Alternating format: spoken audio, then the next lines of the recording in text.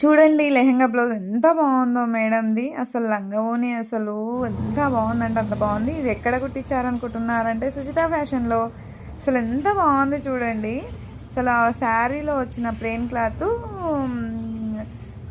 Back and front ఇచ్చామండి బ్లౌజ్కి. హ్యాండ్స్కి లెహెంగాకి ఇచ్చిన క్లాత్ని ఆల్ ఓవర్ది హ్యాండ్స్కి ఇచ్చాము, ఫుల్ హ్యాండ్స్.